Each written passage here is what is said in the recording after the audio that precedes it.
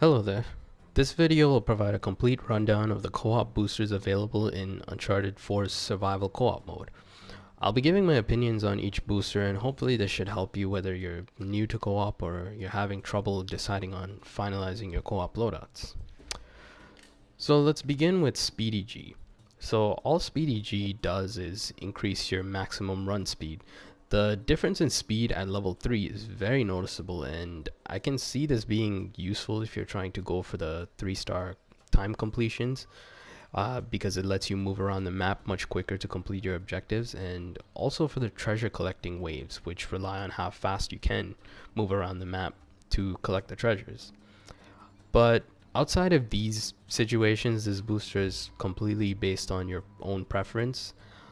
For myself, I think there's other boosters I'd rather use since I don't mind the default run speed, but you can use it if you like it or if it helps you to move around. If you feel the benefits of moving around the map quicker are good for you. So next is Prizefighter. This is probably one of the more fun boosters to use at the early stages. At level 3, you're able to kill normal non-armored enemies in one hit, but keep this in mind that this only works for the normal enemies, and any enemies that have armor can't be meleeed, so you'll have to first shoot off their helmets anyways. So this is why this booster is only useful in the early stages, because from pretty much the second half of the stages onwards, most of the enemies that attack you will be armored, including the hunters, so the usefulness of melee will decrease very quickly. The charge melee benefits that you also get from this booster are also terrible because at level 3 your regular melee actually does more damage than the charge melee anyways, so it's pretty useless, and I wouldn't recommend using this booster for any sort of serious loadout, but rather if you just want to have a bit of fun. You can maybe try pairing it with Speedy G to quickly get up close and for your one-hit melees as well. So Gearmaster. I think gear use in co-op is much more situational than it is in PvP. Um, Guns just do more damage in general, and the guns and ammo are more readily available to you than gear is. And in addition to this, the throwing gear further and uh, throwing gear while rolling are not very useful, because in my opinion using gear in co-op is much better up close if, let's say, you needed to get away from enemies. uh, this is mainly just due to gear doing such little damage that it can't be reliably used to kill enemies.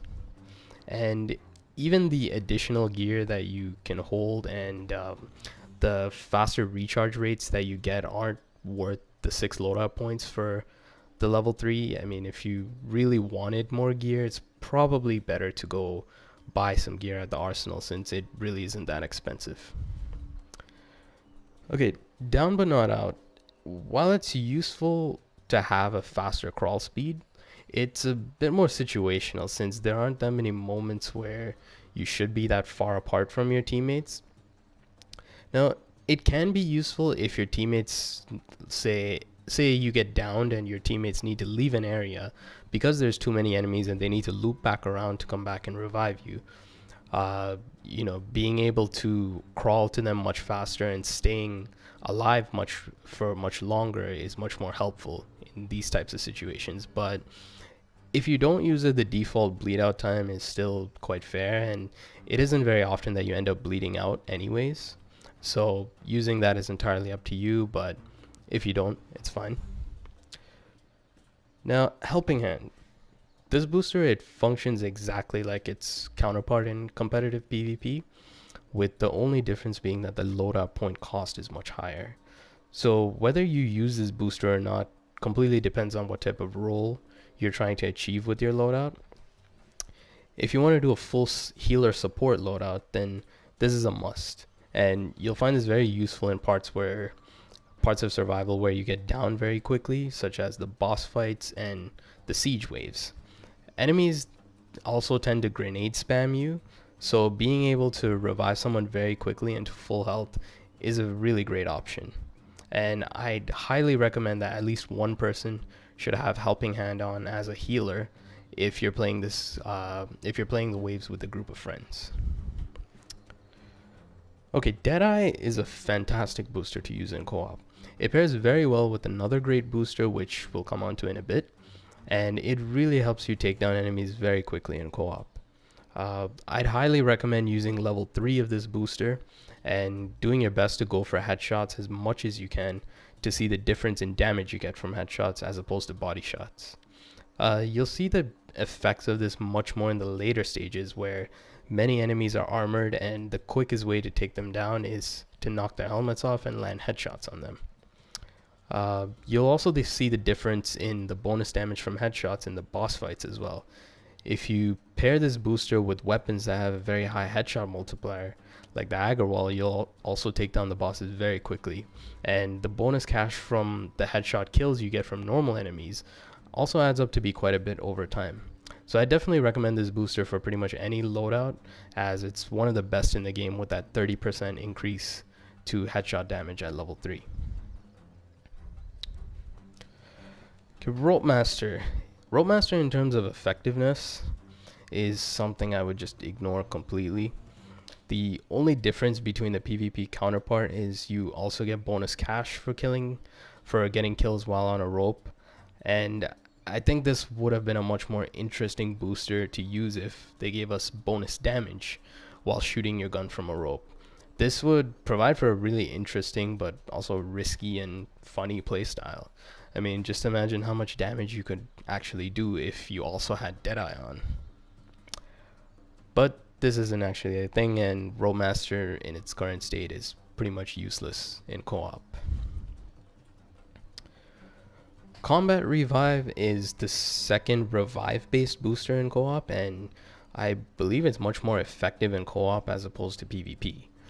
So to begin with, you get an increased revive range, which I believe is much more useful in co-op, because you could use this to revive teammates behind corners, and since the AI enemies don't try to KO down teammates, this will help you a lot. And with the Combat Reviver 2 and 3, you also get a 50% reduction to damage that you take while reviving, and at level 3 you're also healed to full health after reviving a teammate. So this is very useful because what tends to happen is when you're reviving a teammate while being shot at, you tend to go down yourself immediately after reviving your teammate. Then your teammate will pick you up, they go down immediately, and this cycle just continues and it gets very annoying. So this booster helps to eliminate that. And in addition, this booster also pairs very, very well with Helping Hand. And if you want to run a healing support loadout, Helping Hand 3 and Combat Revive 3 together are a must. So for Quick Healer, I don't really know why the first level is 1 loadout point, and then level 2 and 3 are 6 and 10 loadout points each. The health regen in co-op does take a while, quite a bit longer than the time it takes to regen your health in PvP. So while the booster's benefits are useful, I think the loadout point cost is just way too much. I'd recommend using Quick Healer 1 if you say you have 1 loadout point left to spend, but level 2 and 3 just aren't worth the cost in my opinion. Okay, Explosives Master. Explosives do very little damage to begin with in comparison to guns, and from what I've tried, a 20% increase to damage that you get from level 2 doesn't make all that much of a difference for the 4 loadout points that it's worth. I think you're much better off equipping Deadeye and going for headshots if you're trying to increase your overall damage output. So I wouldn't bother with this booster. So Taunt of Asgard is a very interesting booster, since there's a few different situations where it can be useful. Pretty much its use is in situations where there's any sort of mandatory damage that you think you can't get away from. So an example of this is the Adam Baldridge boss fight, where he does that huge AoE fire attack. And if you're caught in the middle of it and you don't think you have enough time to get away from it, just taunt right as the explosion occurs and you'll heavily reduce the amount of damage you take from it. And this can also work for normal enemies that tend to grenade spam you, and if you can't get away from the grenade in time, just taunt. Another very useful situation where this could work is during the waves where there are enemies that drop the Eldorado specters as you kill them. The damage from these specters can add up very quickly from multiple enemies, and having Taunt of Asgard equipped can really help you tank the damage quite well, especially since there isn't actually any sort of cooldown for using it. And also, since the effects of this booster end quicker for the shorter taunts, you should probably equip one of the longer dance taunts to help you get the full benefits from it. I'd use this booster pretty much if you're having difficulty dealing with these types of situations, but overall it isn't necessary. Okay, Enhanced Radar is quite easily one of the best boosters, if not the best booster, for co-op in the game. This is an essential booster that will work with any type of loadout. Now, you might be thinking level 1 is useless because an expanded radar doesn't do anything in co-op. The real utility of this booster is level 2, with being able to see the enemies at the radar all the time. Now this is incredibly useful for doing waves very quickly, and if you know exactly where the enemies are spawning at all times, it also makes sure that you never get flanked and closed in by the enemies either. Very useful in Siege. Now, while you don't need every single person in your group to be playing with this booster, if you're playing with friends, since one person can just easily call out all of the enemy position, it does certainly help to make things a lot more efficient if everyone has the same information. And this is probably the booster I would recommend you use for pretty much any of your co-op loadouts. So Gunslinger is identical to its PvP counterpart, and since its loadout point cost is very low, you could use it if you like the quick weapon switches that you get from it. I don't use Gunslinger myself in PvP that much, and even on co-op I don't think it's necessary. I think it has more use in PvP as opposed to co-op, and you should really only use it in co-op if you like the benefits that it offers.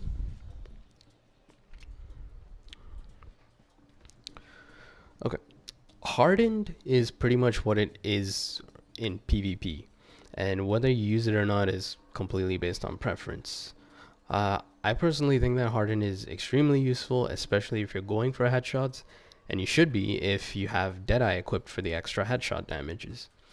Hardened 2 provides a 40% reduction to pain wobble for only 3 loadout points, and I do think that this makes a big difference, especially when you have several enemies shooting at you during the more difficult waves. But if you don't think you need it, or if it's not worth it, then that's up to you. Okay, Lock and Load is an amazing booster for co-op, and it's easily my favorite one to use. After the first time I tried it out, it's never left my main co-op loadout, and I highly recommend you use it. So for level 1, you get back 15% of your clip into your weapon after getting a kill. And this 15% of the clip, this ammo doesn't come from your reserve ammo. So you're basically being gifted ammo after every kill. So this will ensure that you keep shooting for longer. That must sound really good. But let's go to level 2. Level 2 expands this even further by extending the gifted ammo that you get to 30% of your clip size. And the best part about this is every headshot that you get puts a bullet back into your active weapon's clip. Now, what this does is a bullet from your reserve ammo replaces any bullet that's a headshot. So your clip will never run out if you're constantly landing headshots. And this completely eliminates the need to reload your gun, and you're getting back ammo from every kill that you get as well.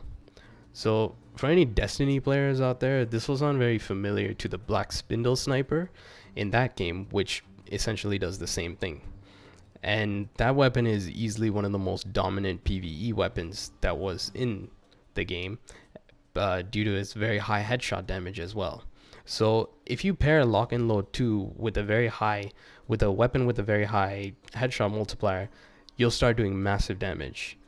DPS, or damage per second, is everything when it comes to the killing the heavily armored enemies and bosses.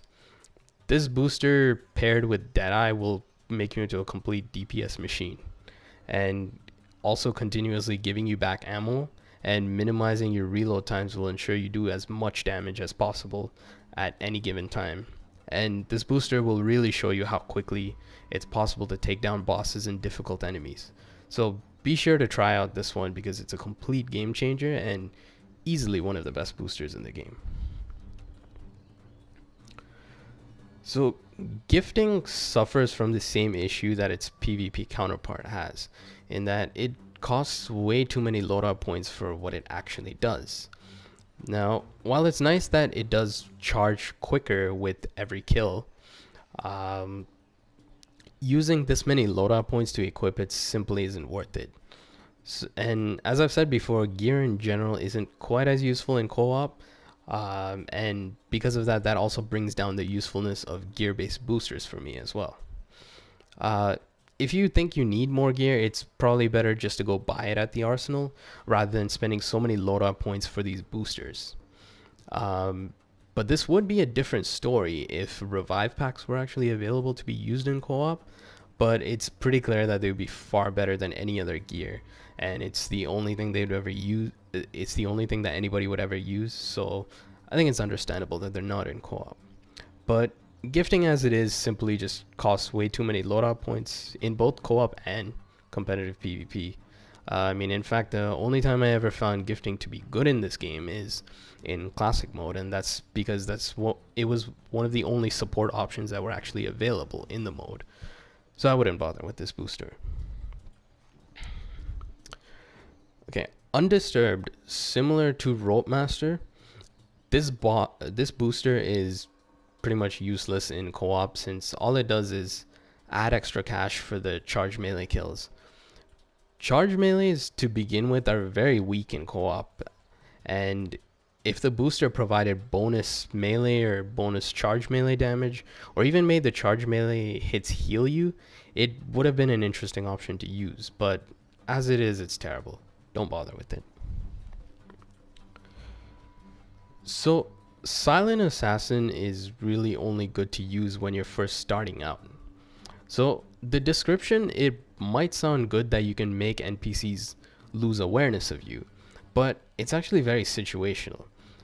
Pretty much its only use is if your teammates are downed and let's say you need to get away from the enemies for a few seconds to either regen your health or to loop back around to revive your teammates. In these situations, if you have Silent Assassin equipped, you can quickly kill an enemy and then get away from the rest of the enemies as they lose awareness of you for a few seconds. And I'd only recommend using this if you're starting out with co-op, because once you've leveled up and you're very familiar with the maps and the way co-op works, you'll have much more better tools and knowledge available to you to be able to better manage these situations, and you won't need this booster. So the last booster available to us in co-op is Weapons Expert. This is similar to Gunslinger, and in that I believe that Weapons Expert is much more useful in PvP than co-op.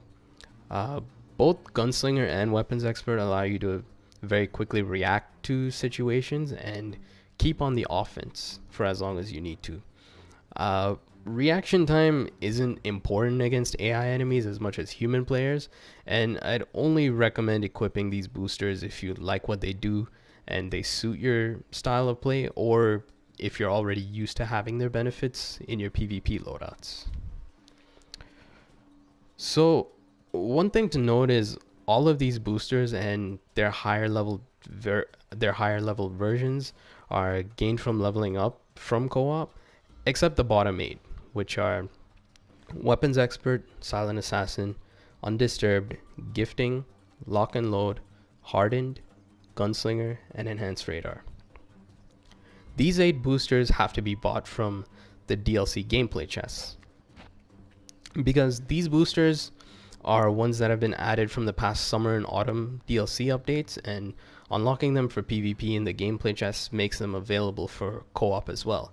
And some of these boosters like Enhanced Radar and Lock and Load are some of the best that are available in co-op, so I would definitely recommend grinding for the relics and trying to unlock these boosters, since they will make a very big difference to your loadouts in co-op. So to end off, I just want to quickly show the loadouts that I use. And there's 2 basic roles you should aim to play in co-op, as basically either a very high DPS killer to quickly clear out enemies and do as much damage as you can to bosses, or to be a support player that ensures that your team is always alive. Now, I have a loadout for both of these roles, as well as a testing loadout that I use just to try out different things. So first up is my appropriately named Get Wrecked loadout. So as I mentioned before, Lock and Load 2 with Deadeye 3 makes you an absolute DPS beast, and Hardened 2 helps me to hit the headshots much more consistently, especially on armored enemies when I'm being shot by multiple other enemies.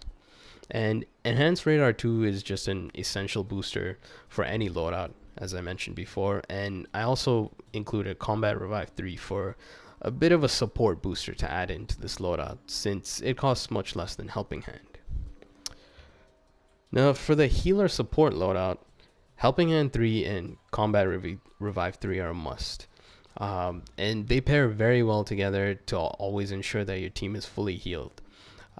Deadeye 3 and Enhanced Radar 2 also appear again in this loadout, because they just have such good utility in pretty much any loadout, and they provide some very good offensive capabilities for this support loadout as well.